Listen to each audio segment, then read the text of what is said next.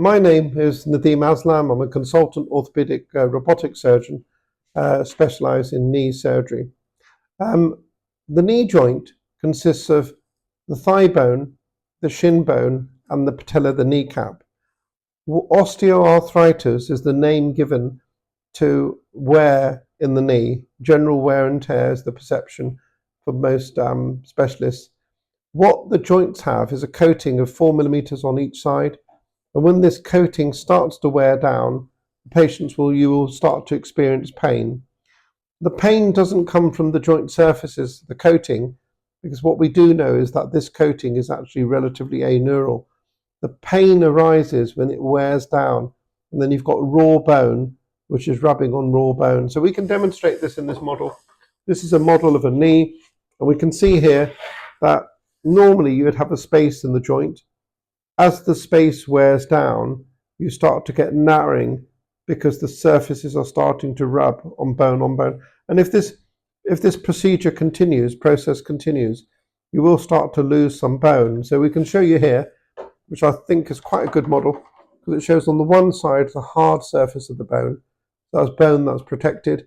And you can see here very thin cancellous bone with nerve endings which are exposed. And this is where the pain comes. And you can see there's an indentation there.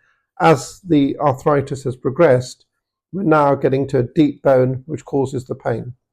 So what are the symptoms of osteoarthritis of the knee? Well, first of all, the patients are going to start to complain of pain. So initially the pain will be on loading the knee. So when they stand up and they put weight on the knee, it will start to rub. It'll be relieved by sitting. It may be relieved by lying down. As the pain continues to get worse, as the arthritis worsens, the knee will become swollen, and the duration of the pain will become more frequent. Eventually, the knee will start to try to protect itself by seizing itself and tightening, which then starts to produce stiffness in the knee. So you may not be able to fully straighten it. You may not be able to fully bend the knee 130 degrees. So this is when patients will start to have an alteration in their walking, their gait. And as the disease process gets worse, patients will start to get pain at night, and the quality of life is affected. So pain on weight bearing, pain on any activities that they wish to do. And generally speaking, they will have swelling, tenderness around the joint. Now, the signs, what will be the signs of arthritis? Well, first of all, as the knee wears, the space in the joint will start to narrow. So here we've got an example of a left knee, a left leg, and we can see as the space narrows, the knee is going to start to drift outwards. That's known as outward movement or valgus. And you can see that is a problem for patients because the knee will start to drift out. Now in the normal joint, if you draw a line from the center of the head to the center of the ankle, the weight pretty much goes through the center or slightly towards the inside, but so that loads are distributed pretty equally. When you develop arthritis, you start to change the alignment either outwards or inwards, and then that in effect changes the pattern of load on the knee, and it propagates. So you can imagine if you've got a straight line down the middle of the leg, as the line starts to go medially or inwards, that's going to really rapidly deteriorate the pressure on the inside and likewise on the outside. Patients who have arthritis on the inside of the knee generally complain of pain. It's very painful, swollen. Patients who have arthritis on the outside of the knee can complain of instability. So the pain may not be the most significant finding, but they might find that going up and down stairs, the knee feels weak or suddenly it will slip. And this is to do with the mechanics in the knee. The inside of the knee is a ball and socket joint.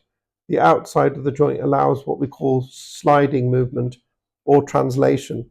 And this sliding movement gives the impression or the feeling of instability.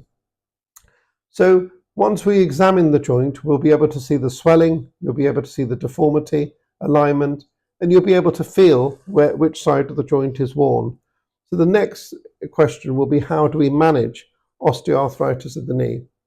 So most of these conditions we like to manage conservatively initially, which will be a combination of painkillers, starting from simple painkillers and anti-inflammatories to more stronger painkillers if required.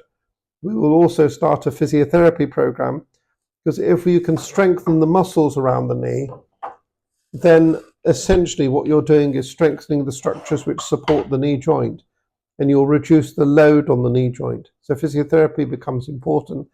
And there's some evidence you can use acupuncture and various other modalities. The next issue rises, how do you manage in terms of conservative options using injections? There are various injections that can be used for the knee. The most commonly used injection is the steroid injection, cortisone injection, which has a benefit in a knee which is inflamed and swollen. It can give you about 6 to 12 weeks worth of relief. It consists of a local anesthetic and a steroid.